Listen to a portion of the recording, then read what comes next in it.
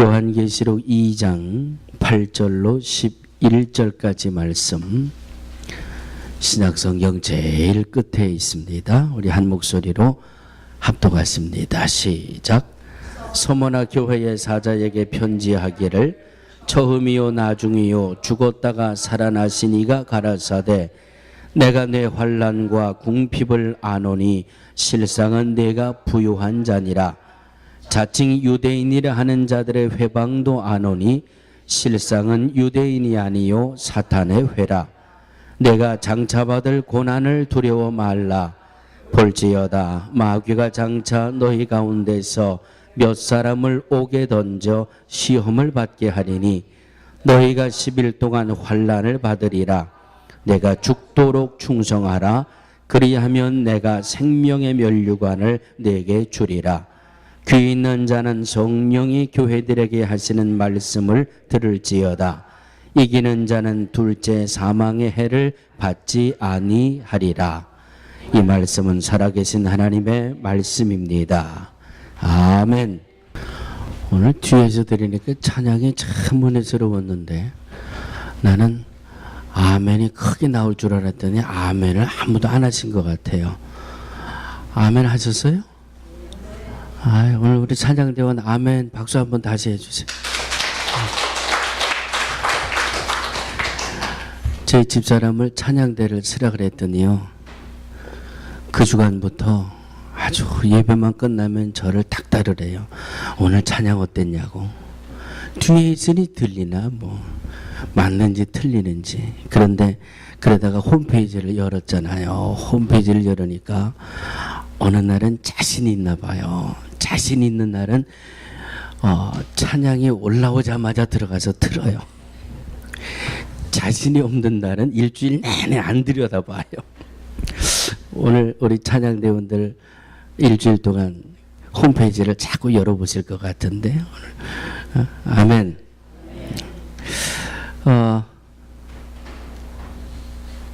세계 구석구석마다 복음을 들고 선교의 사명을 감당하는 많은 선교사들이 있습니다.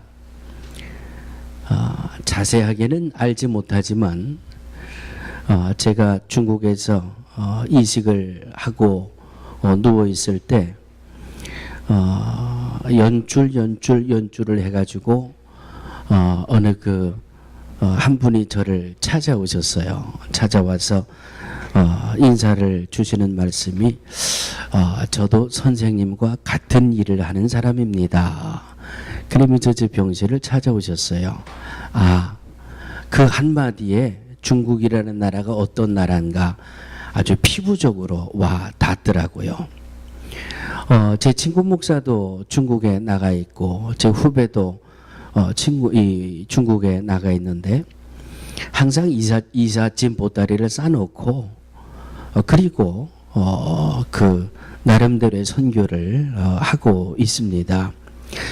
그런데 저는 텐진이라고 하죠. 거기에 이 수술을 받고 누워 있는데 제가 있던 병원 옆에 꽤 많이 모이는 교회가 있어요. 그런데 그 교회에 담임을 하는 그 목사님이 또 저하고 신학교 동문이더라고요. 하나 아래인가 위인가 그런 것 같아요. 그런데 그 목사님은 나는 목사라 그러고 교회 건물도 큼지막하고 저는 가보지 못했습니다만은 주일날 예배드리러 오는 숫자도 상당히 많이 모이는 그런 교회라고 그래요. 여기저기 이 소식을 듣다 보니까 중국에는 두 가지 교회가 있더라고요. 제가 중국에 나가 있는 선교사들한테 들은 이야기는 그렇습니다. 중국에는 두 가지 교회가 있는데 하나의 교회는 공인교회라고 합니다. 공인교회. 이건 말 그대로 중국 정부가 인정한 교회. 건물도 있고 목사도 있고 중국 정부에서 재정적인 지원도 해주고 중국 정부에서 인정하는 공인교회가 있고 또 하나는 지하교회라는 게 있대요. 이 지하교회는 건물도 없고 목사도 없고 그냥 어느 가정에 초대교인들처럼 물고기 마크를 보면서 모여 기도하던 그런 이 시절처럼 지금도 눈을 찌긋찌긋 해가지고 자기들끼리 사인을 해서 이번 주일날은 누구 집 다락방에 모여 예배를 드리고 또 누구는 어떤 언덕 뒷산에 올라가서 예배를 드리고 이런 유형의 교회를 지하교회라고 그런다고 그래요. 공인교회보다 지하교회가 훨씬 많은데 중국 정부의 단속을 피해가면서 이렇게 지하에서 예배드리는 교회 중에 어떤 교회는 300명이 넘는 교회도 있다 그래요. 제가 왜 이 말씀을 드리는가 하면 중국 정부에서 인정하고 중국 정부에서 목사도 세우고 중국 정부에서 재정적인 지원도 하는 이 공인교회는 세 가지 이 중국 공안으로부터 중국 정부로부터 오더를 받는다 그럽니다. 첫 번째, 예수님이 다시 오신다는 말은 절대 해서는 안 된다. 이 공인교회에 중국 정부가 내린 오더입니다. 예수님이 다시 오신다는 말은 절대 하지 말아라. 두 번째, 교회의 머리가 그리스도라는 말을 하지 말아라. 그리스도가 만왕의 왕이라는 말을 하지 말고 교회의 머리는 공산당이라고 가리켜라. 이것이 공인교회에 내려오는 두 번째 오더랍니다. 그리고 세 번째, 절대로 요한계시록을 본문 삼아서 설교하지 말아라. 세 가지 벌써 다 잊어버리셨죠? 예? 다 잊어버리셨죠? 자, 이 중국에서 허락해주고 공인되어 있는 교회에서는 절대로 예수가 왕이 될 수 없습니다. 예수님이 다시 오신다는 설교를 할 수가 없습니다. 요한계시록을 주제로 설교를 할 수 없도록 오더를 내렸습니다. 그러니까 상대적으로 지하교회의 메시지는 이 세 가지가 중심이 된다. 그런 이야기예요. 정부에서 하지 말라고 한 것, 그리스도가 메시아고 그리스도가 다시 오신다는 것이 성경인데 왜 하지 말라고 하냐. 그러니까 지하교회에서 전해지는 메시지는 예수님이 다시 오신다는 재림에 대한 말씀이 상당 부분을 차지하고 있고 교회의 머리는 그리스도시고 교회의 왕이 그리스도시고 그러니까 이 지하교회 교인들은 계시록과 교회의 머리, 교회의 주인이 예수님이시고 예수님이 다시 오신다라고 하는 이 종말적인 말씀으로 종말론적인 신앙으로 가득 채워져 있기 때문에 외형에 드러나 있는 이런 공인되어져 있는 교회 교인들보다 종말론적인 신앙으로 털털 무장되어 있는 지하교회의 성도들의 신앙이 훨씬 뜨겁다는 그런 보고입니다. 종말적인 메시지의 중심이 뭐예요? 종말적인 메시지가 뭡니까? 오늘 서문학교에도 이 주신 말씀이지만은 종말론적인 말씀의 핵심은 죽어도 변하지 말아라. 이것이 종말론 메시지의 핵심이에요. 예? 정말 예수님이 이 땅에 재림하신다 소망을 가지고 절대 믿음의 변질되지 말고 신앙의 변질되지 말고 그리고 죽도록 충성해라. 이것이 종말적인 신앙의 핵심이잖아요. 그래서 이 중국 교회의 이 지하에 이 숨어서 믿음 생활하는 성도들에게는 아주 종말론적인 신앙으로 똘똘 뭉쳐서 어떤 위험한 일이 와도 당황하지 않고요. 어떤 두려운 일이 있다고 해서 예수님을 배반하는 것이 아니라 아주 철저하게 믿음 생활을 한다 하는 그런 이야기를 듣습니다. 그리고 오늘 소아시아의 7교회로 말씀을 한번 넘어와 보겠습니다. 자, 오늘 계시록의 1장, 2장, 3장은 초대의 7교회를 말씀하고 있습니다. 7교회 이름을 다 외우고 계시는 분 계십니까? 그렇지요. 7교회를 다 외우셨으면 제가 신학교를 나왔다고 이 자격증을 하나 드려야죠. 아주 신약 시간마다 신약 시간, 이 신약 개론 시간마다 교수님이 와가지고 아주 못 살게 구신 내용 중에 하나가 이거예요. 초대의 7교회 정도는 외우고 있어야 되지 않냐. 그래서 이 머리를 써서 외운 것이 에서보두 사빌라.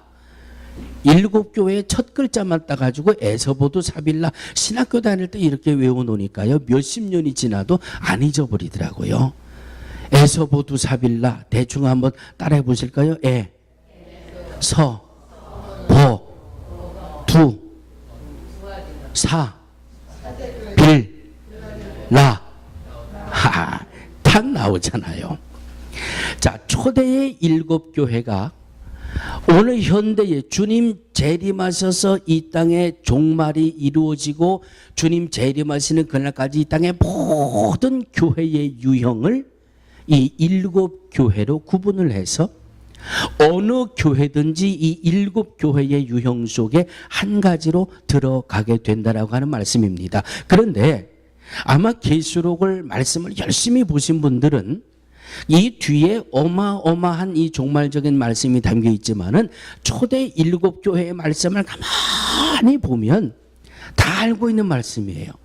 6교회는 하나님 앞에 책망을 받은 교회고, 오늘 유독 서문학교회만 주님 앞에 따라하시기 바랍니다. 하나님은 교회를 판단하십니다. 하나님은 성도를 판단하십니다. 그냥 교회가 뭐 이런 교회 저런 교회 뭐 이렇게 믿음 생활하고 저렇게 믿음 생활하고 그러는 것 같지만, 현대의 모든 교회가 7부류로 다 나누어지는데 그 7부류의 교회들, 그 교회를 세워나가는 성도들의 믿음에 대해서 하나님이 판단하신다는 말이에요. 잘했다라고 칭찬의 판단을 받는 교회 성도의 믿음이 있는가 하면 책망을 받고 내 입에서 너를 토해내버리겠다라고 말이죠. 이런 주님의 판단을 받는 교회도 있고 성도도 있게 되더라 하는 말씀입니다. 그러므로 오늘 계시록의 이 초대의 7교회들, 오늘 이 중에 이 바로 서문학 교회만 가지고 우리가 잠깐 말씀을 나누겠습니다만은, 초대의 7교회들을 볼 때마다 우리는 내 믿음을 점검하는 시간을 가져야 됩니다. 우리 교회의 이 모습을 점검하는 시간을 가져야 합니다. 주님이 우리 교회를 보고 뭐라고 말씀하실까? 주님이 내게 맡겨주신 이 능력교회를, 이 교회를 세워나가기 위해 믿음 생활하는 나를 바라보고 주님이 과연 칭찬하실까 책망하실까? 모든 말씀은 누구에게 주신 말씀이다? 누구에게 주신 말씀이다? 예, 그러면 정확한 거예요. 말씀은 옆에 있는 분을 향하여 주신 말씀이기도 하지만 가장 1차적인 이 타겟은 바로 나예요. 나. 하나님이 내게 주신 말씀이에요. 자, 오늘 이 서문학 교회의 말씀을 한번 잠깐 살펴볼까요? 많은 말씀이 있지만은 서머나라고 하는 이 이름이 가지고 있는 뜻은 모략이라고 하는 뜻입니다. 모략. 모략이 뭔지 아시죠? 마취제로 쓰기도 하고 아주 써서 미각을 잃어버리게 하는 그런 일들이 모략, 아주 고통스러운 것을 상징하는 것이 모략입니다. 그 모략이라는 뜻을 가지고 있는 것이 서머나라고 하는 이름의 뜻이에요.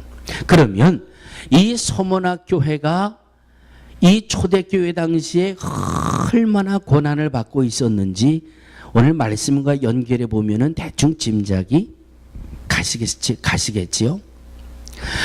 이 성경학자들과 역사학자들이 서머나 교회가 이 당시에 당하고 있었던 환난과 고난과 궁핍과 오늘 말씀에 표현해 주신 모든 이 곤란을 세 가지로 정리를 해주고 있습니다.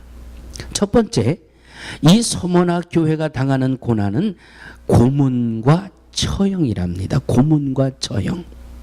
왜 고문을 합니까? 왜 처형을 합니까? 예수 믿는 것이 이유가 돼서, 예수를 믿는다는 것이 이유가 돼서 끌려가 고문을 당하고 처형을 당하고, 두 번째, 예수님을 믿는 것 때문에 재산을 뺏기게 되고, 그리고 소금에 절인 가죽 옷을 입고 사막 광야로 쫓겨나는 이런 환난을 서문학교의 교인들이 당했다고 합니다. 소금에 절인 가죽 옷을 입고 광야에 쫓겨난다. 전 안 해봐서 잘 모르겠어요. 그런데 소금에 몸이 쩔어든다 생각만 하면, 생각만 해도 아주 이 온몸의 신경이 영 불편해질 정도로 아주 힘들 것 같아요. 세 번째, 이 서문학 교회의 교인들은 사회적인 지위를 박탈당하고 일가 친척까지 고난을 당하는 연대 책임을 지는 이런 환난을 당했다. 무엇 때문에? 예수 믿는다는 것 때문에, 예수가 그리스도라는 것 때문에, 예수님을 믿고 예수님을 전하며 이 교회 생활을 한다는 이유 때문에 서문학 교회는 이렇게 큰 환난과 고난과 궁핍을 당하게 됐다라고 하는 말씀입니다. 오늘 우리가 함께 본 이 말씀 속에서도 내가 고난과 환난과 궁핍을, 그 다음 말씀이 오늘 말씀의 핵심이에요. 그 다음에 뭐라고 말씀하고 있습니까? 내가 아노니. 내가 내 환난과 궁핍과 곤란을 아노니. 말로 다 할 수 없는 예수님이 그리스도십니다. 예수님이 다시 오십니다. 예수님이 우리의 왕이십니다. 예수님이 나의 주인이십니다. 예수님이 구세주입니다. 예수님이 그리스도입니다. 예수님의 보혈로 내가 죄에서 사유함을 얻을 수 있습니다. 예수님을 영접함으로 내가 하나님의 자녀가 됩니다. 그러니 당신도 예수 믿고 구원받으십시오. 이 믿음 때문에 서문학 교회들은 큰 곤란을 당하고 사회적으로 외톨이가 되고 재산도 빼앗겨 궁핍한 자가 되고 믿음 생활을 하려고 하는데 너무너무 힘들고 고통스러워요.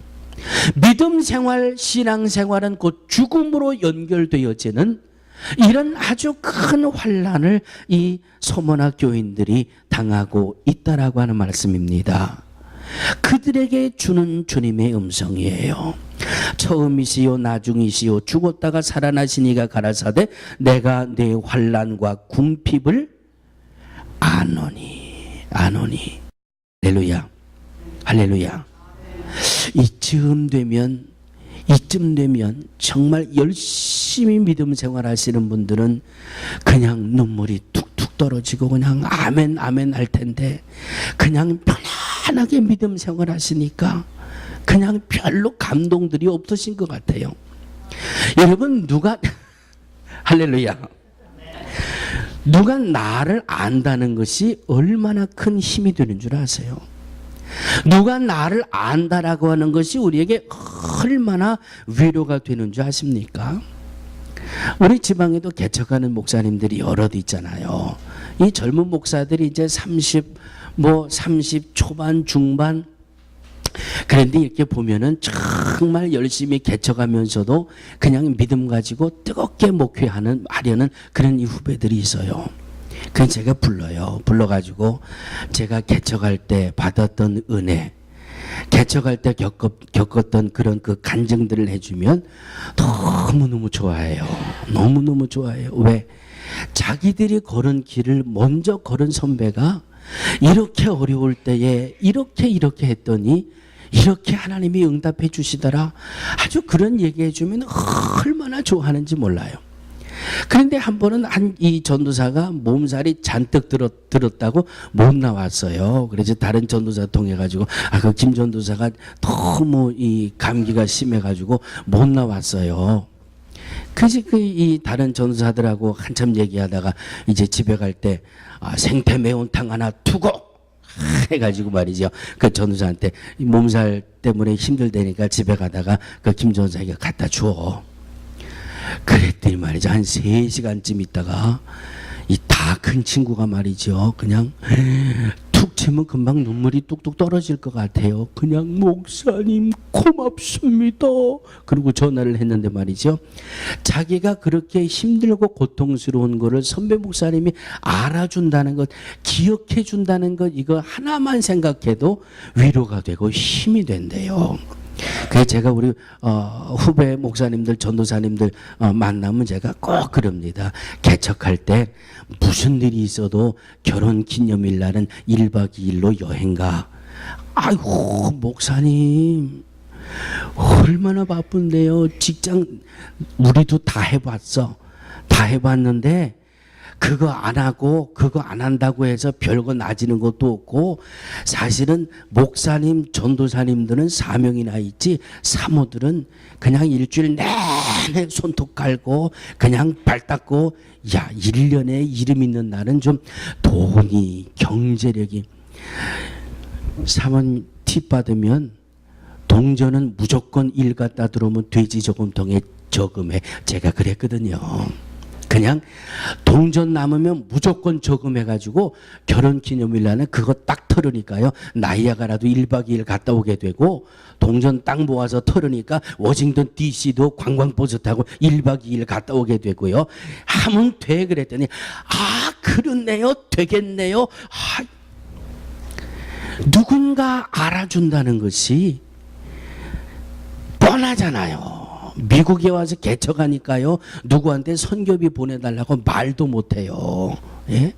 미국 가서 개척하는데 한국에 큰 교회 가가지고 목사님 나 지금 미국에다 뉴욕에다 개척했는데 선교비 좀 도와주시죠. 입장을 바꿔도 나도 안 도와줘요.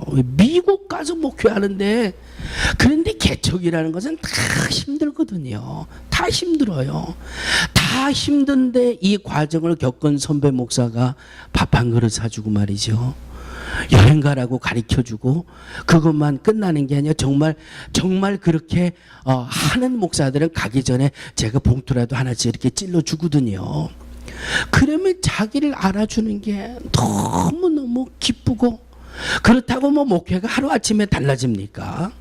개척이면 하루아침에 뭐 그냥 막 교회가 막 변하듯 아니거든요. 그러나 목사의 마음에 희망이 생기고 목사의 마음에 소망이 생기고, 어디에서? 누군가 나를 알아주는구나. 누군가 내 목회에 이렇게 힘겨움을 기억해 주는구나. 누군가 그래도 내가 이렇게 밥 한 그릇이라도 사면서 나를 위로해 주는 사람이 있구나. 이걸 생각하면 힘이 난다는 말이지요. 예? 하물며 정말 힘들게 믿음 생활하고 있는데 하나님이 나를 알아주신다는데, 예수님이 나를 알아주신다는데, 할렐루야. 이건 정말 자다가도 벌떡 일어나 춤을 출 만한 소망적인 말씀 아니에요. 서문학교회가 주님 앞에 칭찬받은 교회입니다. 7교회 중에 유일하게 주님 앞에 칭찬받은 그 교회입니다. 그 칭찬받은 것이 또 중요하지만, 저는 하나님이 서문학 교인들의 그 헌신적인 믿음을 알아주신다고 하는 것이 얼마나 큰 소망인지. 사랑하는 믿음의 성도들이요, 지금도 어느 땅 속에서는, 어느 산 속에서는 주 예수여 어서 오시옵소서, 이 환난과 고난과 궁핍과 죽음의 두려움 속에서 마음껏 주님을 찬양할 수 있는 그날이 오게 하옵소서 울부짖으며 기도하는 사람들이 있어요. 지금도 어느 곳에서는 정말 어렵고 힘들고 피곤한 중에서도 힘을 다해 교회를 세우고 힘을 다해 믿음 생활하려고 하는 그런 성도들이 있습니다. 하나님이 나를 아신다고 하는 말씀이에요. 예수님이 나를 아신다고 하는 말씀이에요. 빨리 옆에 있는 분들의 얼굴을 빨리 한번 살펴보시기 바랍니다. 그리고 이렇게 저를 따라서 인사해 주세요. 힘들어도 낙심하지 마세요. 힘들어도 포기하지 마세요. 주님이 당신을 기억하고 계십니다. 아멘. 주님이 나를 아신다는 말씀에 대해서 두 가지 반응이 반드시 나타나게 돼 있어요. 주님이 나를 아십니다. 정말 서머나 교인들처럼 어려운 상황 속에서도 열심히 믿음 생활하고 바쁘고 힘든 중에서도 그냥 열심히 믿음 생활하는 그런 성도들에게는 주님이 나를 아신다는 말씀이 희망이 되고 소망이 돼요. 그런데 믿음 생활 게을리하고 믿음 생활 대충하고 세상에 한 발 걸치고 교회에 한 발 걸치고 이런 데는 세상에 나가 있고 이럴 때는 교회 나와 있고 늘 하나님 앞에서 내 자신이 부족하고 부끄럽고 늘 하나님 앞에 설 자신이 없는 그런 분들에게는 두려움으로 들려와요. 사랑하는 성도들이요, 열심히 믿음 생활하시기를 주의 이름으로 축원합니다. 믿음 생활은 대충 하면 안 돼요. 왜? 지금은 지나가는 사람을 붙들고 물어봐도 주님 오실 때가 다 됐다고 누구라도 이야기하잖아요. 요즘은요 하도 그냥 여기저기서 UFO 하니까 저도 이 마음이 좀 왔다 갔다 해요. 이게 말도 안 되는 것이지 그랬다가 말이죠. 우주선이 어디 떨어졌는데 그것을 또 미국이 또 가져오기 위해서 또 몇십만 불을 돈을 주고 그 증거를 사온다 그러고 말이죠. 이게 어느 나라에는 진짜 봤다 그러고 물속에서 우주선이 있다 그러고 따라하시기 바랍니다. 때가 되긴 되어오는 모양입니다. 얼마나 미혹해하는 일들이 많아지고 얼마나 우리가 믿음의 중심을 지키기가 어려워지는지 누가 봐도 주님 오실 때가 되긴 됐습니다라고 이야기합니다. 그러면서도 믿음 생활의 심각성을 몰라요. 예수님 오실 때가 됐습니다. 지구의 종말이 됐습니다 하면서도 오늘이 무슨 날인 줄 아세요? 오늘이 한국으로 무슨 날이에요? 6월 10일 조그만 달력으로 보면 갑자기 잊어버렸습니다만 무슨 민족 항쟁인가 이런 게 있어요. 오늘이 바로 5.18 광주 사태에서 연결돼 가지고 한국이 발가닥 뒤집혔던 날이에요. 예? 그때 얼마나 많은 사람들이 빨갱이라고 뒤집어 씌워가지고 죽어나갔는지 여러분 기억나시죠? 제 또래의 사람들은, 제 또래에 학교 다니던 친구들은요 다 도망 다니고 숨어 다니고 막 그랬어요. 왜? 우리는 그 정보를 서로 다 나누거든요. TV 틀면 목욕탕에서 때밀던 때밀이가 바가지에다가 별 그려 달고 이북에 뭐를 쓴 애가 나와서 막 한다고 막 그러잖아요. 왜 멀쩡한 사람들을 그렇게 저희 교회에 함께 신앙생활하던 이 중에 특전사 다니던 애가 하나 있어요. 그 친구가 광주에 내려가서 폭동 진압하다가 총 맞아가지고 그래서 이 후송돼 와가지고 치료받고 왔어요. 아주 치를 떨어요. 군대는 명령 아니에요. 명령 쏴라 그러니까 쐈다는 내 총에 몇 명이 죽었는지도 모르겠대요. 그냥 괴로워하고 고통스러워. 그 사람들이 전부 빨갱이였다면 조국 대한민국이 지금까지 존재해 있을까요? 글쎄요. 왜 갑자기 이게 여기까지 왔는지 그 많은 사람들이 자기들은 그렇게 거기서 죽을 줄 알았을까요? 자기들이 세금 내서 군대 간 그 군인 애들이 두드리는 몽둥이에 맞아 죽으리라고 그 사람들이 생각이나 했겠습니까? 자기들이 피같이 낸 세금이 총알이 돼가지고 자기의 몸을 뚫고 지나가 죽을 줄 누가 장담이나 했겠어요? 아무도 알 수 없는 1분 1초의 앞도 아무도 장담할 수 없는 그런 삶이. 그런데 누가 봐도 예수님 오실 때가 됐다, 종말이다, 재림의 때가 됐다 다 이야기하면서도 믿음 생활은 느긋해요. 서두에 말씀드렸죠. 종말적인 메시지의 핵심은 죽도록 충성하라는 말이에요. 종말적인 신앙, 종말적인 메시지의 중심은 아무리 어렵고 힘들고 고통스러운 일이 와도 믿음을 지켜라. 이것이 종말의 메시지예요. 지금은 느긋하게 어제가 오늘 같고 오늘이 내일 같고 그렇게 믿음 생활할 때가 아니잖아요. 오늘 소문학 교회가 주님 앞에 칭찬을 받고 내가 너를 안다고 인정하셨던 그 말씀을 들을 수 있는 믿음 생활이 우리 모두에게 이루어지게 되기를 주의 이름으로 축원합니다. 어떤 글을 봤더니 독일의 한 노인이 늘 경건한 삶에 힘쓰던 분이래요. 그래서 이분은 길을 가다가도요, 이렇게 길이 좀 뭐라 그래, 뭐 팥홀이나 그러니 길이 막 이렇게 패이고 그러면 자기는 일부러 그 패인 길로 걸어가고 깨끗한 길은 비우둔대요. 그래서 왜 그럽니까? 그랬더니 나는 이렇게 파인 이 험한 길로 가도 주님은 좋은 길로 가셔야 됩니다. 조금은 이해가 안 되시죠? 밥을 먹을 때도요, 자기 식탁 옆에다가 의자를 하나 딱 갖다 놓고 좋은 음식은 앞에다가 먼저 놓는데요. 왜? 주님이 좋은 거 먼저 잡수셔야 됩니다.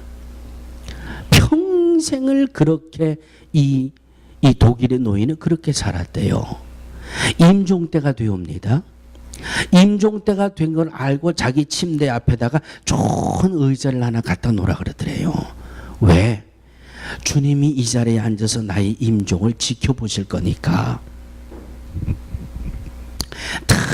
늘 하나님과 동행한다라고 하는 믿음으로 일평생을 사셨답니다. 길을 걸을 때도 좋은 길은 주님이 걸으셔야 되고, 음식을 먹을 때도 좋은 음식은 먼저 주님이 잡수셔야 되고, 내가 세상을 떠나 임종하는 그 순간에도 주님이 내 곁에 앉으셔서 나를 지켜보고 계실 것이다.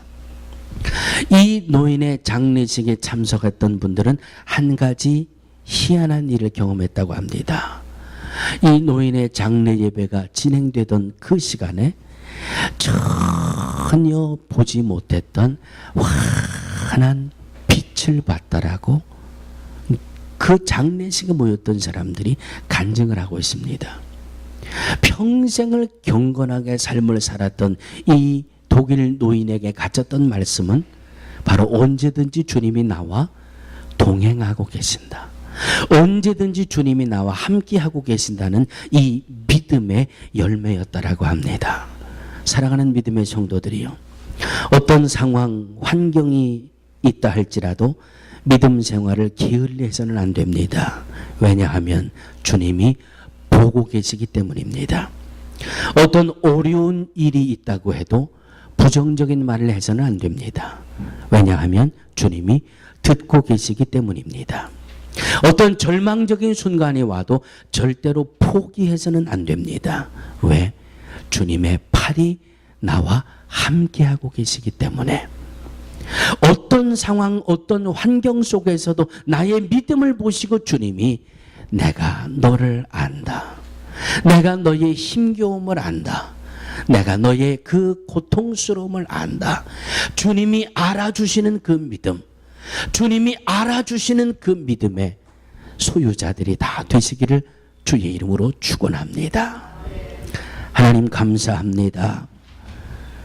편안하게 믿음 생활하고 편안하게 신앙 생활하고 하나님의 마음보다는 내 생각대로 하고 하나님의 말씀보다는 내 뜻대로 하고 주님 앞에 섰을 때에 무엇라고 주님 앞에 보고해야 좋을지요.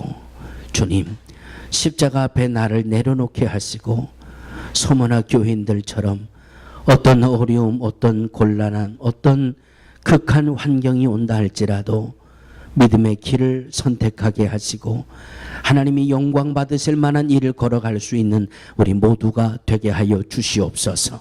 우리를 보고 계시는 주님, 우리를 듣고 계시는 주님, 우리와 함께하고 계시는 주님, 우리의 믿음을 보시고 내가 너를 안다라고 하시는 그 말씀이 위로가 되고 소망이 되고 능력이 되어 또다시 전진해 나갈 수 있는 종말의 때를 승리함으로 전진해 나가는 우리 모두가 되게 하여 주시옵소서.